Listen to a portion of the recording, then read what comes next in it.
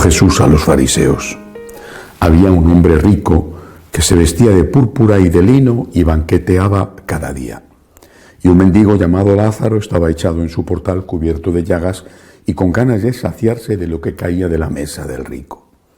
Y hasta los perros venían y le lamían las llagas. Sucedió que murió el mendigo y fue llevado por los ángeles al seno de Abraham. Murió también el rico y fue enterrado. Estando en el infierno, en medio de los tormentos, levantó los ojos y vio de lejos a Abraham y a Lázaro en su seno, y gritando dijo: Padre Abraham, ten piedad de mí, y manda a Lázaro que moje en agua la punta del dedo y me refresque la lengua, porque me torturan estas llamas. Pero Abraham le dijo: Hijo, recuerda que recibiste tus bienes en tu vida, y Lázaro a su vez males. Por eso ahora él es aquí consolado, mientras que tú eres atormentado. Y además, entre nosotros y vosotros se abre un abismo inmenso, para que los que quieran cruzar desde aquí hacia vosotros no puedan hacerlo, ni tampoco pasar de ahí hasta nosotros. Él dijo: Te ruego entonces, Padre, que le mandes a casa de mi padre, pues tengo 5 hermanos, que les dé testimonio de estas cosas, no sea que también ellos vengan a este lugar de tormento. Abraham le dice: tienen a Moisés y a los profetas, que les escuchen. Pero él le dijo: no, padre Abraham, pero si un muerto va a ellos, se arrepentirán. Abraham le dijo: si no escuchan a Moisés y a los profetas, no se convencerán ni aunque resucite un muerto. Palabra del Señor. Gloria a ti, Señor Jesús. Este interesante, importante evangelio tiene varias enseñanzas. La primera de ellas yo creo que es la existencia de la vida eterna. Lo repito con una cierta frecuencia porque quizá son muy pocos los que hablan de esto. El cielo existe, el infierno existe, Dios existe y el demonio existe. Y el demonio existe como persona, no como una idea genérica. Dios existe y es más fuerte, más poderoso, porque es el Todopoderoso. Pero el infierno existe. Y de eso va el Evangelio de hoy. El infierno existe. Hay una vida aquí que termina a veces de forma brusca, otras veces con el fin de las fuerzas, con la edad. Cuando termina la vida hay un juicio. Y es verdad que la misericordia de Dios es infinita y está esperando hasta el último instante una palabra de arrepentimiento nuestra, un perdóname, Señor, de corazón te lo pido, perdóname. En ese momento le abrimos la puerta a la misericordia y nos salva. La sangre derramada de Cristo se ha ofrecido por nosotros para eso.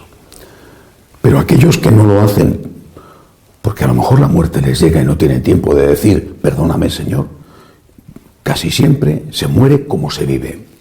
Habrá excepciones, pero casi siempre se muere como se vive. Aquellos que no lo hacen, repito, es palabra de Dios, es palabra del Señor. No es una advertencia como la que dicen los mayores a los niños, que viene el coco, que viene la bruja. Esto no es una advertencia para meter miedo, esto es una realidad. El cielo existe, el infierno existe. Y aquel que no muere en gracia de Dios va al infierno. Es la palabra y la enseñanza del Señor. Con esto no se puede bromear porque te estás jugando la eternidad. La eternidad existe. Es desde esta perspectiva que hay que contemplar la vida. O sea, esto que durará a veces unos meses, porque mueren los bebés, otras veces dura muchísimos años. Esto no es nada comparado con la eternidad, no es nada.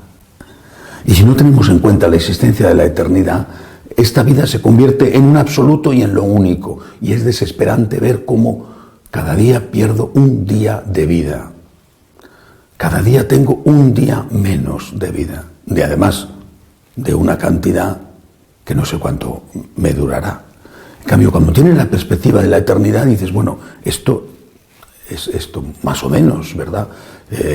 Habrá gente que se lo pasa muy bien, otra gente que no, habrá gente que esté deseando morir, otra gente que esté deseando no morir nunca. Bueno, pero esto siempre es transitorio y pasajero. Creo que esta es la principal enseñanza del Evangelio de hoy. Y esa vida eterna está relacionada con lo que hagamos en esta vida. El Señor en este Evangelio y en aquella expresión no parabólica, sino real, de lo que iba a ser el juicio final, cuando Él dice: venid benditos de mi Padre, porque he tenido hambre y me habéis dado de comer. Id malditos, malditos, dice, porque he tenido hambre y no me habéis dado de comer. Aquí lo cuenta, en cambio, a través de una parábola, la del rico y la del pobre y mendigo Lázaro. Bueno, pues el Señor lo que está diciendo que es la caridad, es el amor, lo que va a determinar aquello que vaya a pasarnos en la vida eterna. Podemos pensar, muchos lo piensan, si yo fuera rico, cuando yo sea rico, cuando tenga más, cuando tenga resuelto este deseo, no, entonces ayudaré. Esto es una ofensa incluso a la inteligencia. Porque cuando tú tengas resuelto ese deseo, un buen coche, una buena casa, tendrás otro deseo, tendrás otro capricho. No significa que tú no puedas vivir. El Señor no dice que el rico fue condenado por ser rico. Dice que fue condenado por no dar limosna. Es distinto. O sea, no dice el rico va a ir al infierno y el pobre va a ir al cielo, como si las puertas del cielo o del infierno estuvieran relacionadas con nuestra declaración de impuestos. No, dice, el rico va a ir al infierno porque no ha dado limosna. Y quizá pensó que lo haría mañana, que todavía no tenía suficiente, que había que guardar debajo del colchón o en el banco por si acaso las cosas se ponían duras. Siempre tendrás una excusa para no ayudar. Naturalmente que la limosna no es lo único y la ayuda al pobre físico, al pobre material, no es la única ayuda que tenemos que prestar. Por supuesto, las obras de misericordia no se reducen a dar de comer al hambriento, pero esa es una obra de misericordia importante. Y repito, no puedes esperar a decir, cuando tenga más, no, ahora, de lo que tienes ahora, ¿qué puedes dar tú? También de tu tiempo, que quizá es lo que menos tienes porque no eres dueño de él, pero al menos de aquello que tienes. Dios no te pide que des de lo que no tienes. No te va a juzgar porque no resuelvas el hambre del mundo. Te va a juzgar si, pudiendo ayudar a una persona, no lo haces. Quizá podrías dar más. Bueno, a lo mejor te tocará estar bastante tiempo en el purgatorio, pero al menos da algo, al menos da algo. O sea, no te quedes con la conciencia tranquila diciendo yo no he robado. El Señor insiste, para el católico, el deber no es solo no robar, el deber es dar limosna, ayudar. No basta con no ser malo, tenemos que ser buenos. ¿Y por qué tenemos que hacerlo? Vuelvo a repetir. Primero, existe el infierno, existe el demonio. Y el demonio nos tienta, y una de las tentaciones es la de la ambición. Siempre quieres más, nunca tienes bastante. Bueno, es justo que puedas ser una persona que busca prosperar en la vida, eso no está mal, pero con la limosna siempre por delante. Además, el otro motivo fundamental, no solamente el temor al infierno, sino el agradecimiento. Cada uno tiene su historia y cada uno sabe si es honesto, cuáles han sido sus pasos para llegar al sitio donde está. Las personas que han triunfado, las personas que tienen dinero, las personas que pueden ayudar, el ejemplo de este rico que banqueteaba todo el día, esas personas, ¿se lo han ganado ellos todo? Quizá recibieron una parte ya en herencia. Esas personas no fueron a buenos colegios, no tuvieron oportunidades en buenas universidades. Esas personas no tuvieron gente que les ayudó. Incluso podrás decir, a mí no me ayudó nadie, soy autosuficiente, todo me lo he ganado yo mismo, nadie me ha echado nunca una mano, todo ha sido el resultado de mi esfuerzo.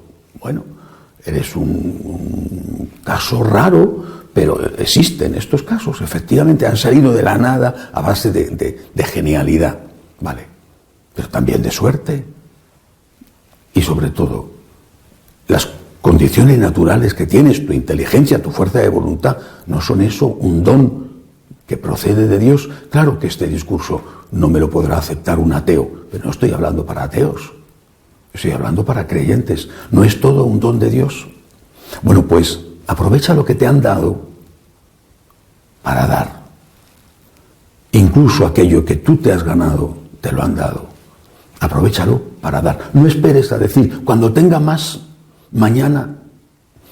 La Iglesia antes era muy sabia. No digo que todo lo hiciera bien, ni que procediera bien con el resultado de esa sabiduría, pero me refiero al diezmo. Lo tenían muy claro los católicos. El que tenía 10 tenía que dar 1. ¿Cómo va a dar el que tenía 10 100? No puede dar 100 el que tiene 10. Tenía que dar 1. Pero el que tenía 1000 tenía que dar 100. Quizá en algún caso era exagerado, no lo sé, y desde luego en muchos casos se hacía mal uso de ello, pero se levantaron las extraordinarias catedrales, por ejemplo, la gran cantidad de obras de misericordia que tuvo y aún tiene la Iglesia, los hospitales, los centros para ancianos, las leproserías, los centros para niños abandonados. Todo eso procedía de la caridad de los fieles, que dejaban unas misas para que rezaran por él cuando él muriera, o que daban directamente limosna, fruto de ese diezmo que tenían la obligación de dar. Es decir, el católico tenía muy claro que tenía el deber de lo que tuviera, de dedicar una parte a Dios, a la evangelización, al culto y a los pobres. Era algo natural, algo que la gente hacía porque era lo justo, porque les interesaba para el cielo, que existía, existe, y por agradecimiento a Dios que se lo había dado todo. Esto prácticamente ha desaparecido. Es verdad que en unos países ha desaparecido más que en otros.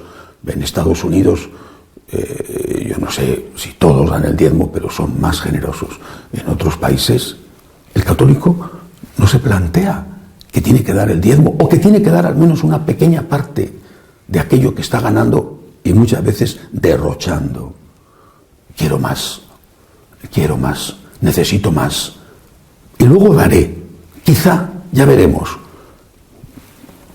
Y quizá, mientras tanto, se te pasa la vida. Y llega un día en que Dios te llama y te dice, amigo, ven aquí. ¿Qué has hecho con lo que te he dado? ¿Qué has hecho? Y te dice, lo siento por ti, de verdad, yo he entregado mi vida para salvarte y tú no has querido aceptar esta salvación. Vete, maldito de mi Padre, porque he tenido hambre y no me has dado de comer.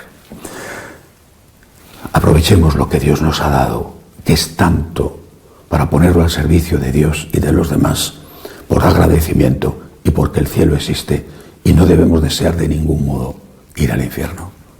Que así sea.